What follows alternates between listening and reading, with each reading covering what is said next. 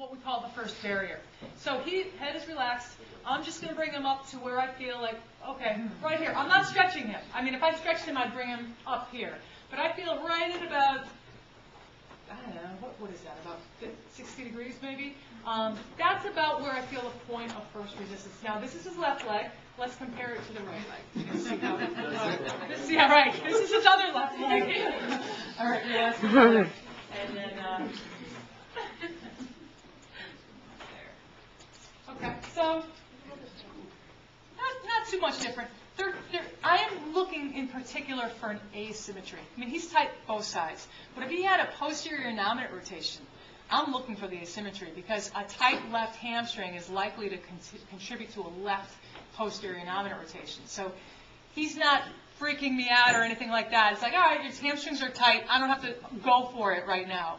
But if his left hamstring was tighter, then I'm going to treat it by using a muscle energy technique. So let's say the left hamstring was tight. Just relax your leg. This is, again, it's very gentle hold, relax. So really, really gently push down into my hand. A little harder than that. Yep, yep. So it's very sub-max. It's probably about a 30% effort. He holds 6 seconds, relax. I bring him up to the next barrier. I am not stretching per se. I'm just going to where I feel a little bit of resistance. So now I can bring him up a little bit higher. Notice I'm kind of keeping his knee in full extension here. So I'm just kind of making sure we don't cheat by letting him flex his knee. Push down again just a little bit. That's perfect. Yep, 6 Mississippis, relax. Okay, and then we do that again. Okay, so that's how we're going to do our treatment. Same thing, 3 to 4 contractions. Or short rather, go ahead and lay flat. We can look at rectus length in prone. So I'm just looking at, at what position do I start to see his pelvis rotate? Okay, so here, right about at this angle, he starts to rotate. So I'm really looking at his belt line very carefully here. As soon as the belt line starts to move up, I know that his pelvis is rotating anteriorly. So right about here, he starts to move. That's pretty good length, actually. And then let's see how we do on this side. Okay, not bad. He's symmetrical. Again, if it was asymmetrical, treat it in the position that you evaluated it in. So go ahead and push down is my hand. Yep. And then 6 seconds, he relaxes. Relax. I go back into the barrier a little bit more. So we're just doing a hold relax for that. So this is just treating muscle restriction. Yeah, this is muscle restrictions, but you've got to treat muscle restrictions first. This is what people forget to do. And this is one of those really simple things that, I'll see a patient that's had this chronic left posterior nominate rotation. Nobody ever really bothers to look at their hamstring length. So you have to look at this is the really basic stuff that often gets overlooked because everybody wants to kind of do the more fancy stuff right away, but this is really important to do. The other thing is looking at hip rotators. Now your external rotators of your hip, I'm going to check them, bring your knees together, and external rotators include piriformis, right? So I do this as a quick and dirty assessment. Now I see a big difference here between left and right. So if he's tight on the right, okay, that may or may not be contributing to a sacral torsion. Now a tight left. If he's got a left piriformis that's tight, what sacral torsion, in what direction might that contribute to in terms of a sacral torsion? Right. A left tight would cause a right torsion, right. Forward sacral torsions are usually held in place by a tight piriformis. This is why we treat torsions using the forward torsions using the piriformis to help move it. So forward sacral torsions are often the result of a tight piriformis.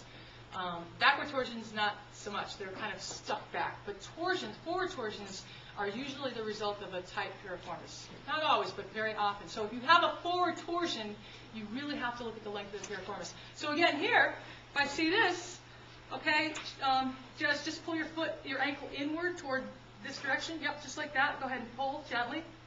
So we're just doing a quick hold, relax like that. Go ahead and relax it. Come out a little bit more. So the next barrier, go ahead and let's do it again.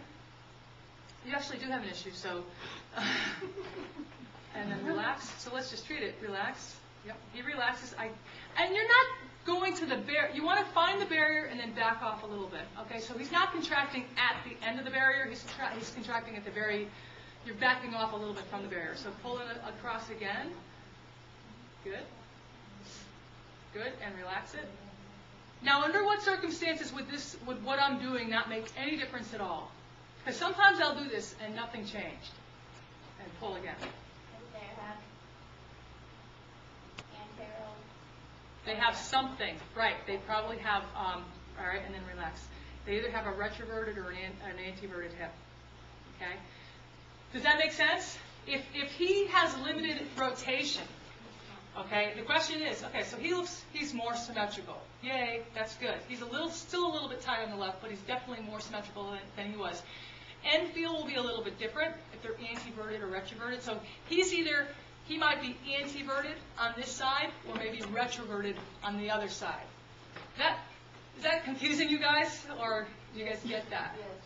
If he's anteverted, he's going to have a lot more internal rotation. If he's retroverted, he won't have as much internal rotation. So I don't know what he is. I would probably guess to say that he's more, it's like what is more closer to normal. I might say he's a little more retroverted on the left because he doesn't even have 45 of internal. So anyway, on each other. And then I would do a Thomas test. Okay, you guys remember the regular old Thomas test? You can do the Thomas test. Go ahead and sit off the edge.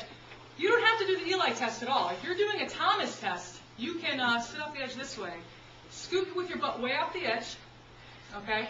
Go ahead and lie on your back, bring your right knee up to your chest. Yep, and go ahead and lie on your back. He brings his knee up until the back is flat, so bring that right knee up a little farther. There we go.